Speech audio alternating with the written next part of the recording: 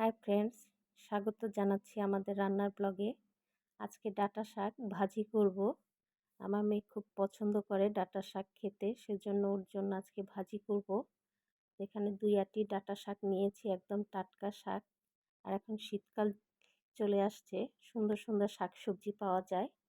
তো শাকটা ভালো করে বেছে নিচ্ছি। এটা আমাদের এলাকায় ডাঁটা শাক নামে পরিচিত। আপনাদের এলাকায় কী শাক জানাবেন অবশ্যই কমেন্টস করে। শাকটা ভালো করে ধুয়ে নিয়েছি, কারণ শাকের মধ্যে অনেক বালু থাকে, সেজন্য ভালো করে ধুয়ে নিতে হয়। এবার শাকটা কুচি করে নিব বেশ ভালো করে, যতটা মিহি কুচি করা যায়। তো শাকটা আমি ভালো করে কুচি করে নিচ্ছি, তবে আমি খুব একটা ভালো করে কুচি করতে পারি না।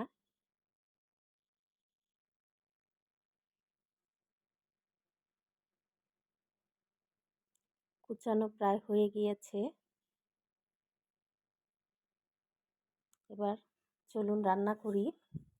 কড়াইয়ের মধ্যে শাকটা দিয়ে দিচ্ছি। এবার দিয়ে দিচ্ছি স্বাদ মতো লবণ আর একটু হলুদ দিব। এবারে ঢাকনা দিয়ে সিদ্ধ করব। শাকটা আগে সিদ্ধ করে নিব। আপনারা চাইলে একবারে শাকটা ভাজি করতে পারেন।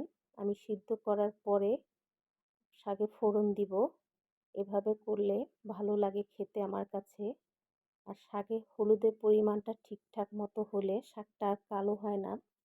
অনেকে বলেন শাক রান্না করি কালো হয়ে যায়, তো আমি যেভাবে আজকে করছি এভাবে করে দেখবেন, শাকের কালারটা সুন্দর থাকবে, সবুজ সবুজ, কালো হবে না।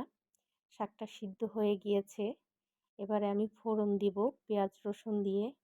দিয়ে দিচ্ছি শুকনো মরিচ, আর দিচ্ছি 2-3টা চিংড়ি মাছ কুচি করে নিয়েছি। তো চিংড়ি মাছ দিলে শাকটা আর একটু অন্যরকম স্বাদ হয়।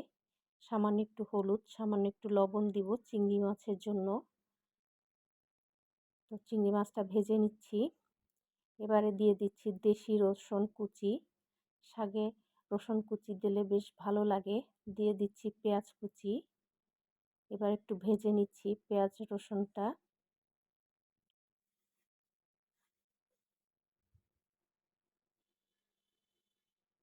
ভালো করে ভেজে নিচ্ছি। সুন্দর একটা গন্ধ বের হয় পেঁয়াজ রসুন ভাজি করলে পরে। এবারে সিদ্ধ করা শাকটা আমি এর মধ্যে দিয়ে দিচ্ছি। তবে শাকের মধ্যে শুকনো মরিচ না দিয়ে কাঁচা মরিচ দিলে ভালো, যেহেতু এখন কাঁচা মরিচ নেই বাসায়, সেজন্য আমি শুকনো মরিচ দিলাম। এবার শাকটা দিয়ে ভালো করে নেড়ে দিচ্ছি। বেশিক্ষণ ভাজবো না, তাহলে শাকের যে ভিজা ভিজা ভাবটা ওটা চলে যাবে, বেশি শুকনা হয়ে যাবে, ভালো লাগবে না, আর শাকের পুষ্টিগুণটাও থাকবে না। সেজন্য বেশিক্ষণ ভাজি করব না, নামিয়ে নেব কিছুক্ষণ পরেই। হয়ে গিয়েছে শাক ভাজি। দেখুন কালারটা একদম ঠিকঠাক রয়েছে, কালো হয়ে যায়নি। যদি আমার ভিডিওটি ভালো লেগে থাকে রান্নার, অবশ্যই শেয়ার এবং কমেন্টস করে জানাবেন।